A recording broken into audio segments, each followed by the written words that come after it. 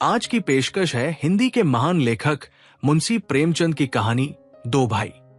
Video में आगे बढ़ने से पहले चैनल को सब्सक्राइब जरूर कर ले। तो चलिए शुरू करते हैं। प्रातःकाल सूर्य की सुहावनी सुनहरी धूप में कलावती दोनों बेटों को जांघों पर बैठा दूध और रोटी खिलाती। केदार बड़ा था, माधव छोटा।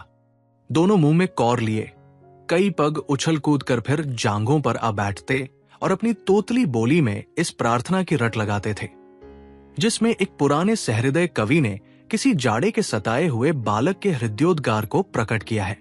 देव देव घाम करो तुम्हारे बालक को लगता जार। मां उन्हें चूम कर कर बुलाती और बड़े बड़े कौर खिलाती। उसके हृदय में प्रेम की उमंग थी और नेत्रों में गर्व की झलक। दोनों भाई बड़े हुए, साथ साथ गले में बाहें डाले खेलते थे। केदार की बुद्धि चुस्त थी, माधव का शरीर। दोनों में इतना स्नेह था कि साथ साथ पाठशाला जाते, साथ साथ खाते और साथ ही साथ रहते थे। दोनों भाइयों का ब्याह हुआ। केदार की वधू चंपा अमित भाषिणी और चंचला थी। माधव की वधू श्यामा सांवलिसलोनी रूपराशि की खान थी।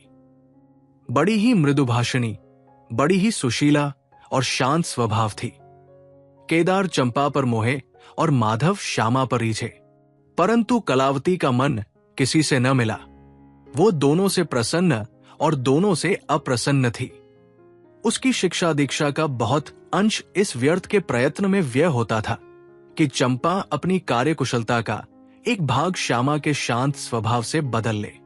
दोनों भाई संतानवान हुए। हरा भरा वृक्ष खूब फैला और फलों से लद गया।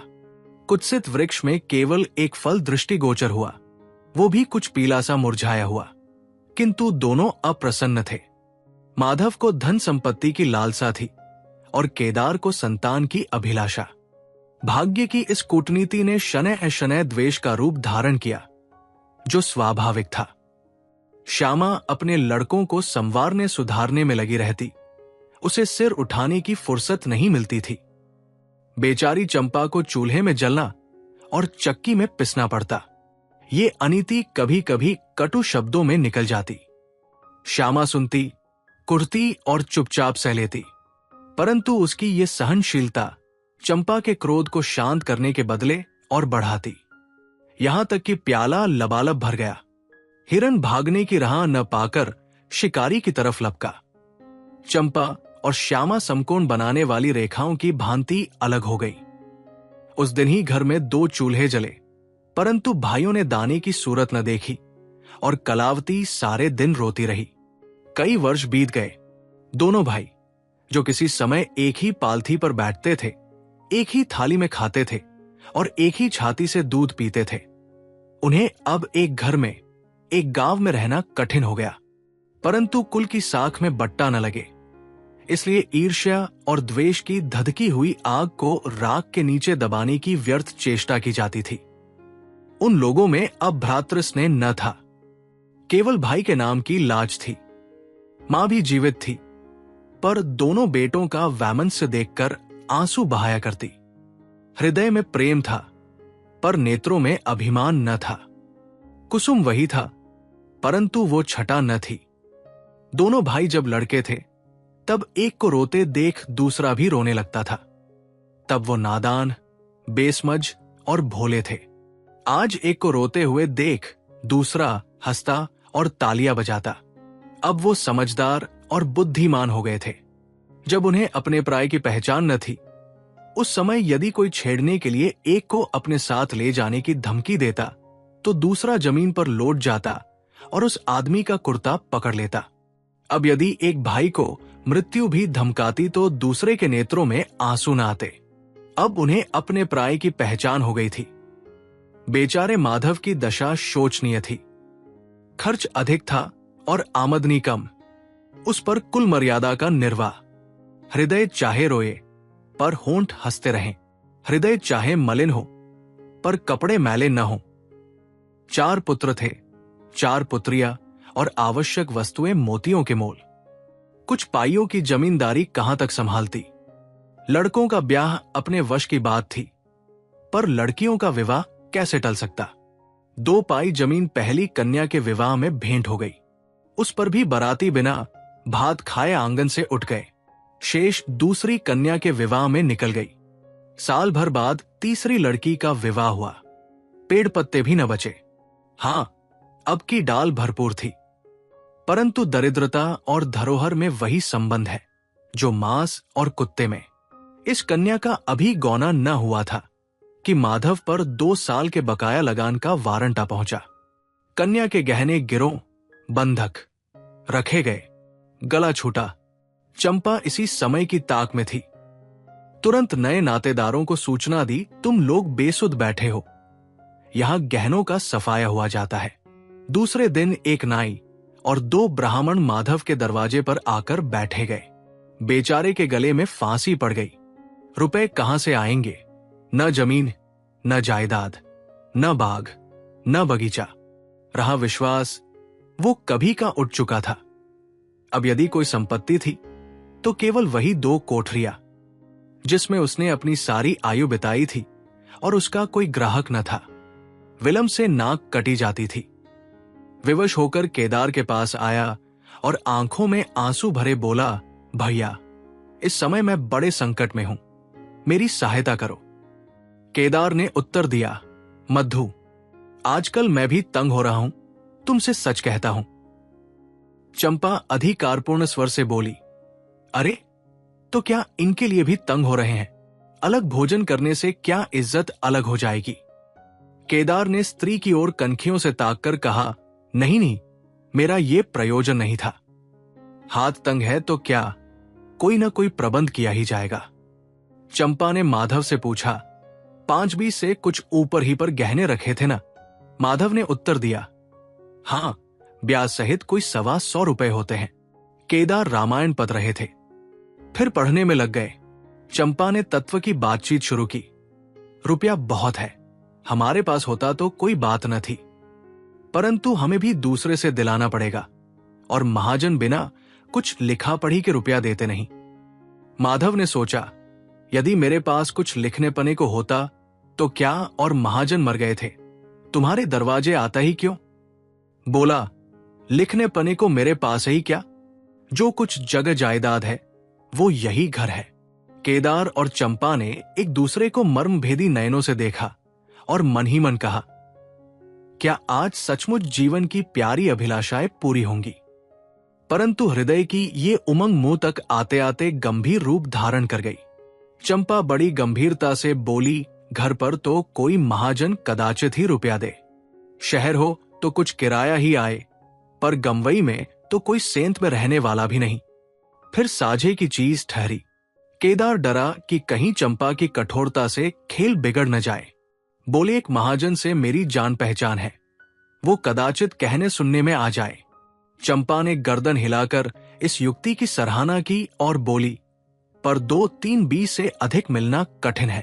अब की चंपा ने तीव्र दृष्टि से केदार को देखा और अननीसी होकर बोली, महाजन ऐसे अंधे नहीं होते। माधव अपने भाई भावज के इस गुप्त रहस्य को कुछ कुछ समझता था। वो चकित था कि इन्हें इतनी बुद्धि कहां से मिल गई। बोला, और रुपए कहां से आएंगे? चंपा चिंकर बोली, और रुपयों के लिए और फिक्र करो, 125 रुपए इन 2 कोठरियों के इस जन्म में कोई न देगा। 4-20 चाहो तो एक महाजन से दिला दूं, लिखा पढ़ी कर लो। माधव इन रहस्यमयी बातों से सशंक हो गया। उसे भय हुआ कि ये लोग मेरे साथ कोई गहरी चाल चल रहे हैं। दृढ़ता के साथ अड़कर बोला, और कौन सी फिक्र करूं? गहने होते तो कहता, लाओ रख दूं, यहां तो कच्चा सूद भी नहीं है। जब बदनाम हुए तो क्या 10 के लिए, क्या 50 के लिए, दोनों एक ही बात है। यदि घर बेचकर मेरा नाम रह जाए तो यहां तक तो स्वीकार है, परंतु घर भी बेचूं और उस पर भी प्रतिष्ठा धूल में मिले, ऐसा मैं न करूंगा। केवल नाम का ध्यान है, नहीं एक बार नहीं कर जाऊं तो मेरा कोई क्या करेगा? और सच पूछो तो मुझे अपने नाम की कोई चिंता नहीं है। मुझे कौन जानता है, संसार तो भैया को हंसेगा। केदार का मुंह सूख गया। चंपा भी चकरा गई। वो बड़ी चतुर वाक्य निपुण रमणी थी। उसे माधव जैसे गंवार से ऐसी दृढ़ता की आशा न थी। उसकी ओर आदर से देखकर बोली, लालू, कभी कभी तुम भी लड़कों की सी बातें करते हो। भला इस झोंपड़ी पर कौन सौ रुपए निकाल कर देगा? तुम 125 के बदले 100 ही दिलाओ। मैं आज ही अपना हिस्सा बेचती हूं। उतना ही मेरा भी तो है। घर पर तो तुमको वही 4-20 मिलेंगे। हां, और रुपयों का प्रबंध हम आप कर देंगे। इज्जत हमारी तुम्हारी एक ही है, वो न जाने पाएगी। वो रुपया अलग खाते में चढ़ा लिया जाएगा। माधव की इच्छाएं पूरी हुई। उसने मैदान मार लिया। सोचने लगा, मुझे तो रुपयों से काम है, चाहे एक नहीं 10 खाते में चढ़ा लो। रहा मकान वो जीते जी नहीं छोड़ने का। प्रसन्न होकर चला। उसके जाने के बाद केदार और चंपा ने कपट भेष त्याग दिया और बड़ी देर तक एक दूसरे को इस कड़े सौदे का दोषी सिद्ध करने की चेष्टा करते रहे। अंत में मन को इस तरह संतोष दिया कि भोजन बहुत मधुर नहीं, किंतु भरकठौत तो है। घर, हां, देखेंगे कि श्यामा रानी इस घर में कैसे राज करती है। केदार के दरवाजे पर 2 बैल खड़े हैं। इनमें कितनी संग शक्ति, कितनी मित्रता और कितना प्रेम है। दोनों एक ही जुए में चलते हैं। बस इनमें इतना ही नाता है। किंतु अभी कुछ दिन हुए जब इनमें से एक चंपा के मैके मंगनी गया था, तो दूसरे ने 3 दिन तक नाद में मुंह नहीं डाला। परंतु शोक, एक गोद के खेले भाई, एक छाती से दूध पीने वाले आज इतने बेगाने हो रहे हैं कि एक घर में रहना भी नहीं चाहते। प्रातः काल था। केदार के द्वार पर गांव के मुखिया और नंबरदार विराजमान थे। मूशी दाताद्याल अभिमान से चारपाई पर बैठे रहन का मसविदा तैयार करने में लगे थे। बार बार कलम बनाते और बार बार खत रखते, पर खत की शान न सुधरती थी। केदार का मुखारविंद विकसित था और चंपा फूली नहीं समाती थी। माधव कुम्हलाया और म्लान था। मुखिया ने कहा, भाई ऐसा हित, न भाई ऐसा शत्रु। केदार ने छोटे भाई की लाज रख ली। नंबरदार ने अनुमोदन किया, भाई हो तो ऐसा हो। मुख्तार ने कहा, भाई सपूतों का यही काम है। दाता दयाल ने पूछा, रहन लिखने वाले का नाम? बड़े भाई बोले, माधव वल्द शिवदत्त। और लिखाने वाले का? केदार वल्द शिवदत्त। माधव ने बड़े भाई की ओर चकित होकर देखा। आंखें डबडबा आई। केदार उसकी ओर देख न सका। नंबरदार, मुखिया और मुख्तार भी विस्मित हुए। क्या केदार खुद ही रुपया दे रहा है? बातचीत तो किसी साहूकार की थी। जब घर ही में रुपया मौजूद है तो इस रहनमे की आवश्यकता ही क्या थी? भाई भाई में इतना अविश्वास। अरे राम राम, क्या माधव 80 रुपए का भी महंगा है, और यदि दबा ही बैठता तो क्या रुपए पानी में चले जाते। सभी की आंखें सैन द्वारा परस्पर बातें करने लगी। मानो आश्चर्य की अथाह नदी में नौकाएं डगमगाने लगी। श्यामा दरवाजे की चौखट पर खड़ी थी। वो सदा केदार की प्रतिष्ठा करती थी, परंतु आज केवल लोकरीति ने उसे अपने जेठ को आड़े हाथों लेने से रोका। बूढ़ी अम्मा ने सुना तो सूखी नदी उमड़ आई। उसने एक बार आकाश की ओर देखा और माथा ठोंक लिया। अब उसे उस दिन का स्मरण हुआ जब ऐसा ही सुहावना सुनहरा प्रभात था और 2 प्यारे प्यारे बच्चे उसकी गोद में बैठे हुए उछल कूद कर दूध रोटी खाते थे। उस समय माता के नेत्रों में कितना अभिमान था, हृदय में कितनी उमंग और कितना उत्साह। परंतु आज नयनों में लज्जा और हृदय में शोक संताप। उसने पृथ्वी की ओर देखकर कातर स्वर में कहा, हे नारायण, क्या ऐसे पुत्रों को मेरी ही कोख में जन्म लेना था?